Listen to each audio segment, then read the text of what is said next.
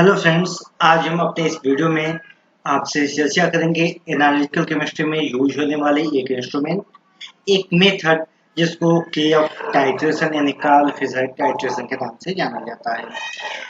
इसको केवल एनालिटिकल के लिए नहीं बल्कि सीआरए दूसरे इंडस्ट्री जहाँ इसमें खाने पीने से लेके दवा और दारू सारी चीज़ों के बारे में सारी चीज़ों में वाटर कंटेंट को पता करने के लिए एक बहुत ही बेहतरीन मेथड का बहुत बेहतरीन टाइट्रेशन का यूज किया जाता है, जिसे हम कार्ल फिशर टाइट्रेशन कहते हैं।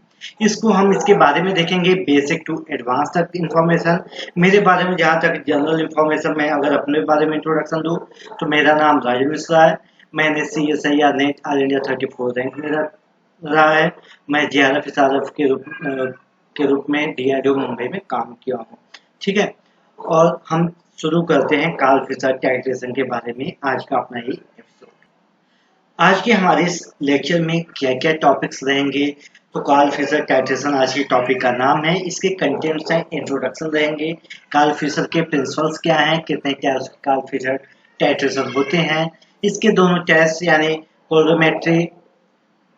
कॉलोमेट्री होता है। ठीक है, यहाँ मिस्टर कॉलोमेट्रिक और वॉल्यूमेट्रिक टाइट्रेशन और इसके लिमिटेशन के बारे में हम यहाँ चर्चा करेंगे।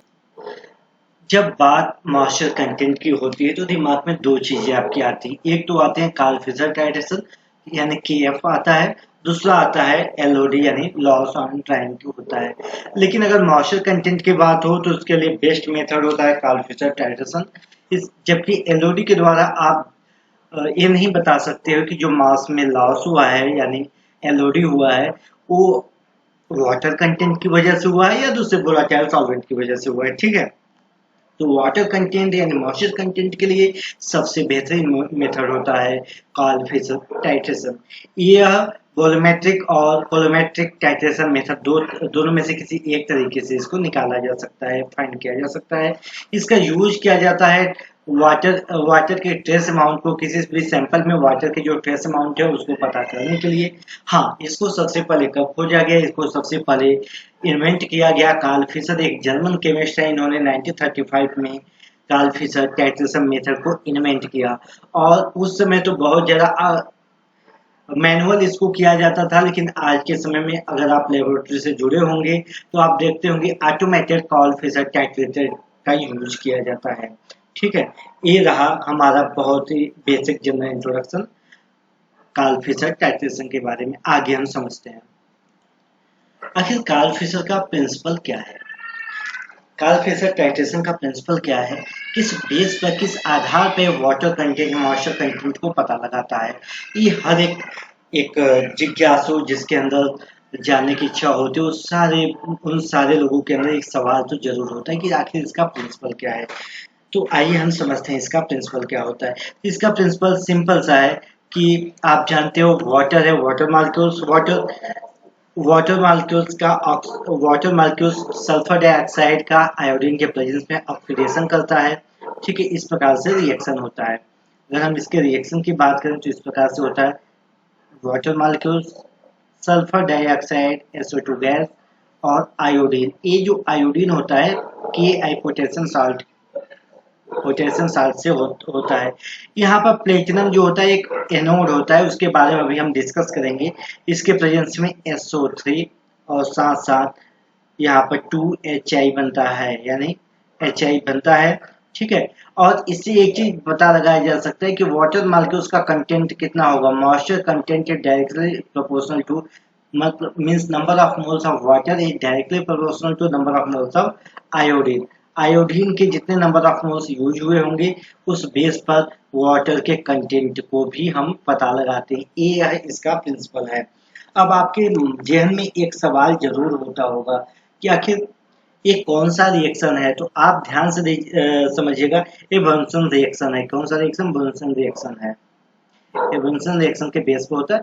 इसको अगर हम और विस्तार से समझना चाहें तो SO2 गैस को आयोडीन और वाटर के दो मालिक्यूल्स के प्रेजेंस में क्या होता है, H2SO4 के प्रेजेंस में के रूप में चेंज होता है और 2HI के मालिक्यूल्स बनते हैं।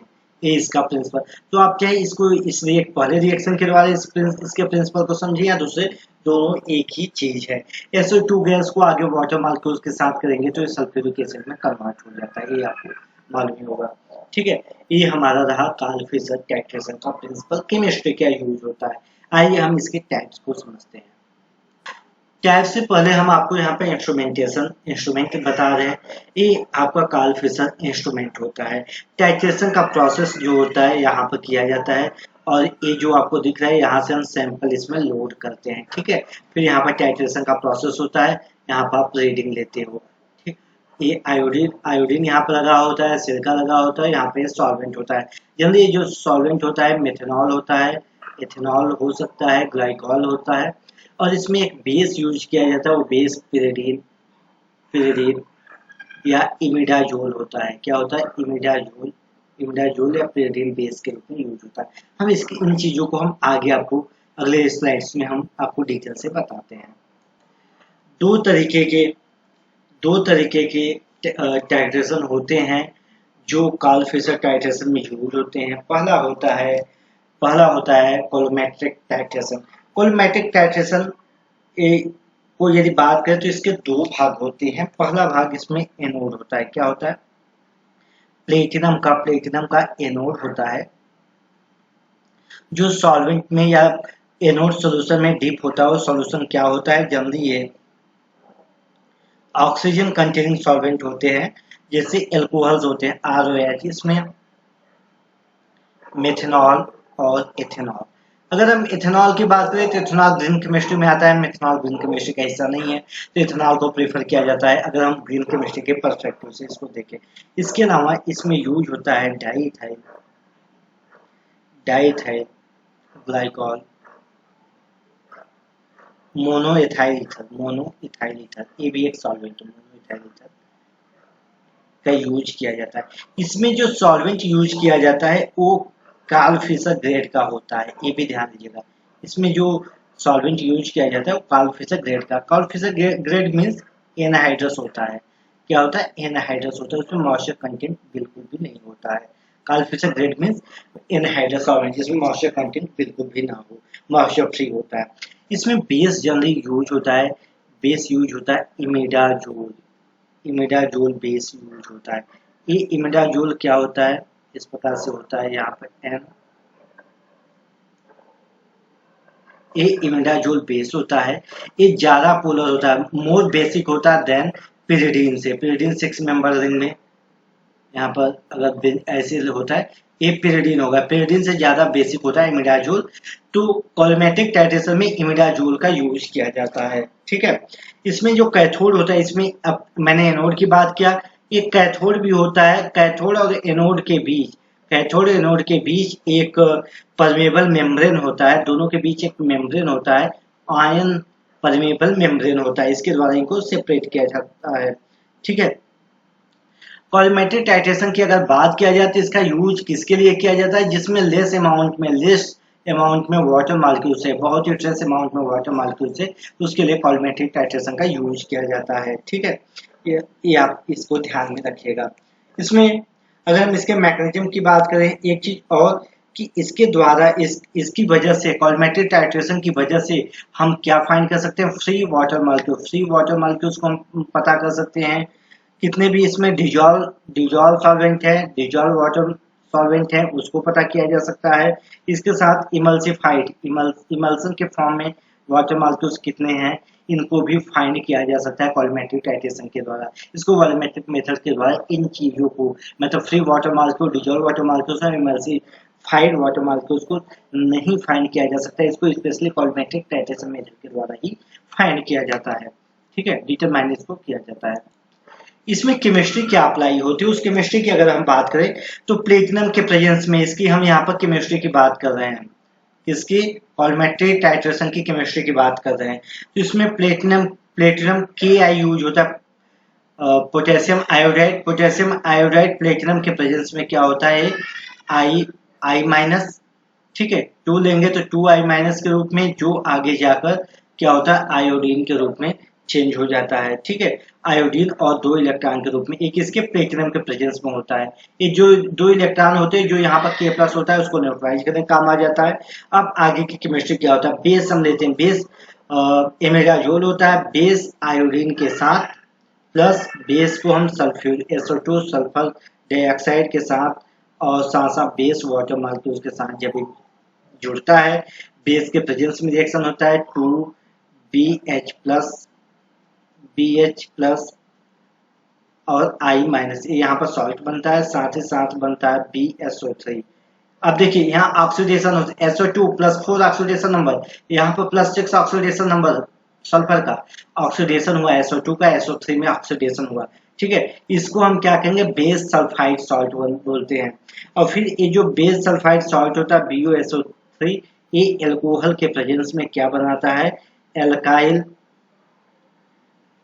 एल्काइल सल्फेट बनाता है, एल्काइल सल्फेट सॉल्ट बनाता है जो हमारा वेस्ट के रूप में बाहर चला जाता है। ठीक है, ये हमारा रहा प्रिंसिपल वॉल्यूमेट्रिक टाइट्रेशन का। हम दूसरे मेथड पर समझ को देखते हैं। दूसरा मेथड है इसमें वॉल्यूमेट्रिक टाइट्रेशन। वॉल्यूमेट्रिक इसमें वॉल्यूम कंज्यूम होता है, इसमें टाइट्रेशन ऐसे टाइट्रेशन टाइप है इसमें होता है। प्रिंसिपल तो दोनों का सेम है, लेकिन इसमें जो एनोड सॉल्यूशन एथेनॉल मेथनॉल बाकी चीजें यूज करते हैं उसको एज ए टाइटेन सॉल्वेंट के रूप में यूज करेंगे। जैसे कि टाइट ऊपर से सॉल्वेंट गिरता है उसको न्यूट्रलाइज करता है।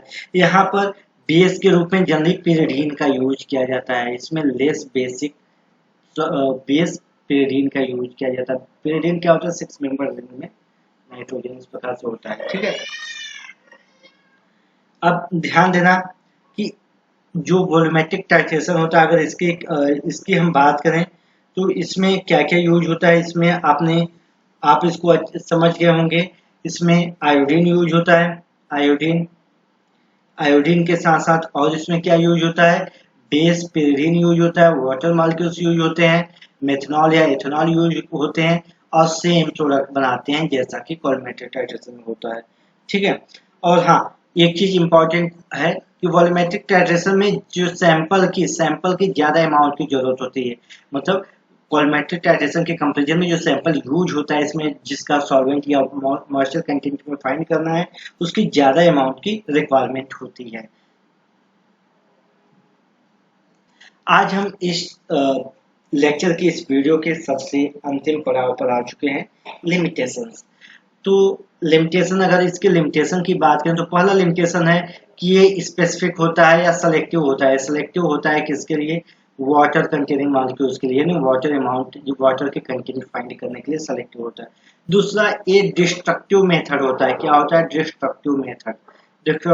डिस्ट्रक्टिव मेथड की मीन्स एक बार इसका यूज किया जाता है तो जो हमारा सैंपल होता है वो केमिकल रिएक्शन उसमें केमिकल चेंजेस हो जाते हैं, इसको उस सैंपल को दोबारा हम यूज नहीं कर सकते हैं। ठीक है, एक और तीसरा चीज इसमें एक इसका अच्छी बात है कि इसकी एक्यूरेसी बहुत अच्छी होती है। इसकी एक्यूरेसी वाटर मॉलिक्यूल्स के वाटर कंटेंट के लिए बहुत अच्छी होती है। स्पीड अप होता है बहुत ही लेस, विद इन मिनट्स इसका होता है, बहुत ही फ्यू मिनट्स में इसका रिजल्ट आपको पता हो जाता है। ठीक है, इसके अलावा इस प्रिसाइज होता है, प्रिसाइज होता है।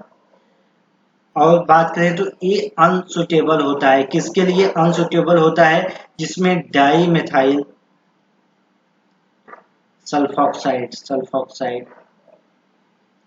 यानी DMSO यूज होता है। DMSO जिसके लिए यूज होता है, DMSO उसके लिए ये यूज नहीं किया जा सकता है। ये लेस इफेक्टिव होता है। किसके लिए लेस इफेक्टिव होता है, लेस इफेक्टिव होता है किसके लिए लेस इफेक्टिव होता है, जो मॉइस्चर सेंसिटिव होते हैं, मॉइस्चर सेंसिटिव या ऐसे मॉलिक्यूल जो वाटर के साथ अच्छी बॉन्डिंग बनाते हैं, उनके केस में लेस इफेक्टिव होता है। और बात करें तो एलओडी के आधार पर आप वाटर मॉइस्चर कंटेंट नहीं फाइंड कर सकते हो, जबकि आप कॉलफिशर के बेस पर वाटर कंटेंट को फाइंड कर सकते हो। एक सवाल जनरली पूछा जाता है, आप कई बार आपके मन में एक सवाल आते होंगे कि इसमें सोडियम टार्टरेट डाइहाइड्रेट क्यों यूज होता है। तो इसका इसलिए यूज होता है क्योंकि जो सोडियम टार्टरेट डाइहाइड्रेट होता है ये स्टेबल होता है, साथ साथ क्या होता है, अनहाइग्रोस्कोपिक या नॉन हाइग्रोस्कोपिक होता है। ठीक है, इसलिए इसमें सोडियम टार्टरेट डाइहाइड्रेट का यूज किया जाता है। हाँ, कार्ल फिशर को पता लगाने के लिए एक फैक्टर एफ का यूज किया जाता है। ये होता है 0.1566 into weight of sodium titrate dihydrate upon volume of solvent जो यूज हुआ है, इसको कहते हैं। अब एक सवाल आपके अंदर जरूर होना चाहिए कि ये जो कांस्टेंट है ये कैसे आया। तो सोडियम टार्ट्रेट के अंदर स्टोइचोमेट्रिकली इतना परसेंट मीन्स 15.66% वाटर मॉलिक्यूल्स होता है। तो परसेंट को अगर आप वैसे निकालेंगे तो 100 से डिवाइड करेंगे, वही एक नंबर होता है। तो दोस्तों ये आज का हमारा एपिसोड था केएफ यानी कार्ल फिशर टाइट्रेशन के बारे में। अगले वीडियो में हम किसी दूसरे अच्छे टॉपिक के बारे में आपसे डिस्कस करेंगे। आप हमारे वीडियोस को लाइक कीजिएगा, अपने दोस्तों को और जिनको जरूरत होगा उनके साथ जरूर शेयर कीजिएगा। Thank you.